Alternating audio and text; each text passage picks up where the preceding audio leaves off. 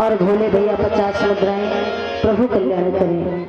बड़ा कष्ट हुआ, बताओ तुम रानी हो, राज्य के तुम्हारे पतिदेव राजा हैं और कोई संतान नहीं है।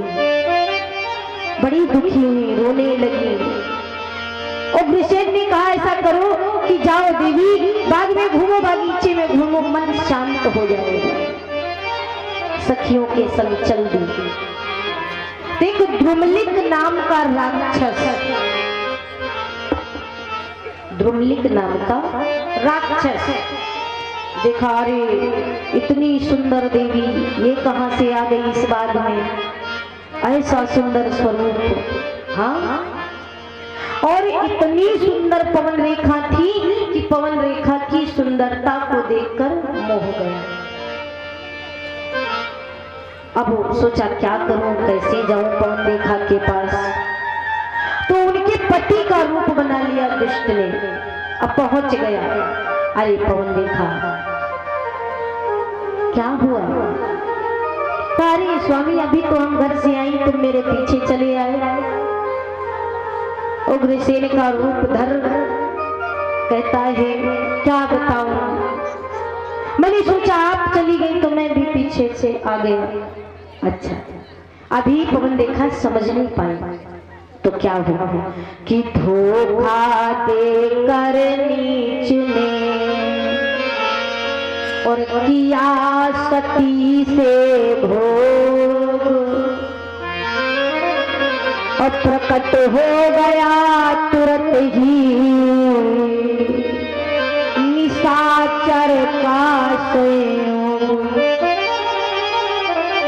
अरे पवन रेखा ने जब ही देखा, अरे दुष्ट पापी पाखंडी, तूने ये क्या कर दिया, मेरे पति पर धर्म को नष्ट कर दिया, तुझे तनिक लज्जा नहीं आई? पवन रेखा चिल्लाती है, डांटती है। कहा ऐसा है कि रानी कि मेरे इस संयोग से होगा पुत्र सुवीर, और जिसे मारने स्वयं ही आएगा रणधीर।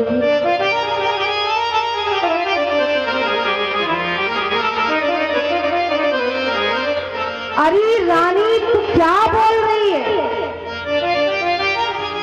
ऐसा सुवीर पुत्र होगा कि जिसे कोई मार नहीं पाएगा। अब मार अगर पाएगा या समाप्त कोई करेगा तो पार ब्रह्म परमेश्वर के अलावा कोई और ऐसा पुत्र होगा। चलो, पवन रेखा चुपचाप अपने महलों को गई। समय बीता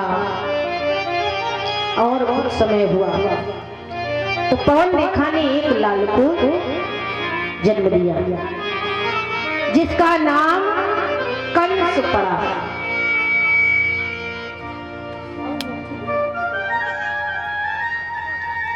जब ही कंस पड़ा, अब देखिए कंस के जन्म में ऐसे ऐसे संकेत, बिजली का चमकना, बादल का गरजना, धरा का हिलना, ऐसे ऐसे संकेत, आंधी तूफान,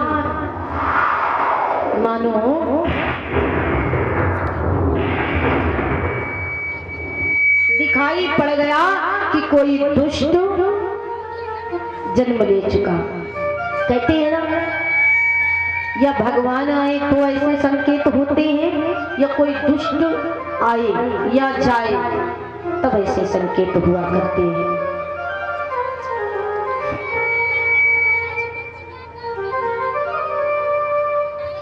और कंस थोड़ा धीरे धीरे सयाना हुआ। जब सयाना हुआ 5 वर्ष का तो बड़ा उपद्रव करने लगा। देखा होगा कोई कोई बालक बालापन से बड़ा नटखट होता है, और ऐसा नटखट ऐसा उपद्रव करने लगा कि छोटे छोटे बच्चों को अगर देख ले मिल जाए तो किसी की आंख निकाल के कुएं में डालता, तो किसी का गला काट देता। अब सारे मथुरावासी अपने अपने बच्चों को छिपाने लगे। ये कंस है, ये बड़ा दुष्ट बालक है, अपने अपने बच्चों को संभाल के रखना, कहीं काट के ऐसे कुएं में न डाल दे, तालाब में न डाल दे। कहा गया यमदूत बनकर बैठ गया मथुरा में बच्चों का। कहा भी गया है कि बचपन में बच्चों के यमुने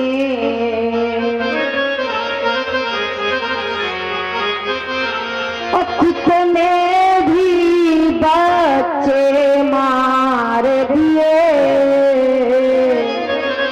और कुछ काट नदी में डाल दिए,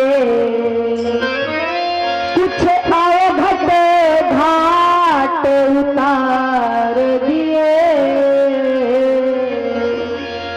सारे मथुरावासी अपने अपने बच्चों को छिपाने लगे। कंस और सयाना हुआ। एक दिन पिता ने कह दिया, अरे बालक कंस, ये क्या करते हो? तुम एक राजा के पुत्र हो और राजा का पुत्र ऐसे अधर्म करे, ये अच्छा लगता है? नहीं अच्छा लगता। इसलिए लालन ऐसा मत करो, अब तुम सयाने हो गए। और जब कोई हमसे कहती है ना कि ये राजन तुम्हारा पुत्र इतना दुष्ट है, तो मुझे बड़ा कष्ट होता है। तो कंस ने कहा, रे पिताजी पागल हो गए हो, तुम्हारी मंदमति पड़ गई है, बुद्धि काम कम कर रही है। और बड़ा क्रोध आया कंस को। जिन्हें उग्रसेन समझाने लगी तो क्या हुआ कि इन बचनों से लाल का और बदन हो गया लाल, अब प्रकट हो गया तुरंत ही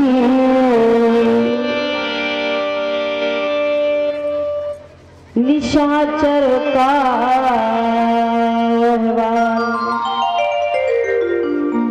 इन बचनों से पुत्र का बदन हो गया लाल और तुरंत ही पिता को दिया जेल में डाल दिया, पकड़ा हाथ घसीट के जेल में डाल दिया। अब देखिए, पुत्र अगर सुपुत्र हो तो ये जीवन खुशियों से भर जाता है। अब पुत्र कहीं कंस जैसा हो जाए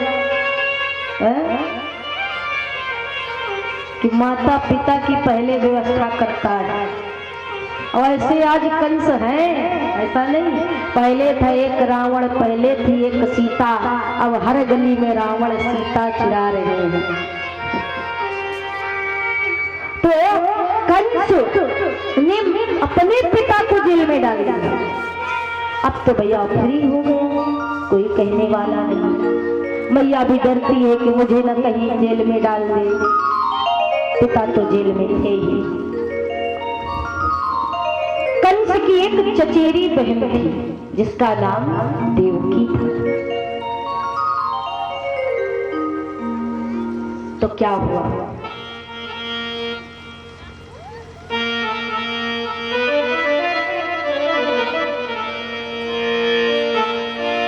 चचेरी बहन थी तो सोचा कि अपनी बहन का कहीं विवाह तय करें, क्योंकि सयानी बहन है और भैया कैसा भी कितना भी दुष्ट हो लेकिन बहन का ख्याल रखता है।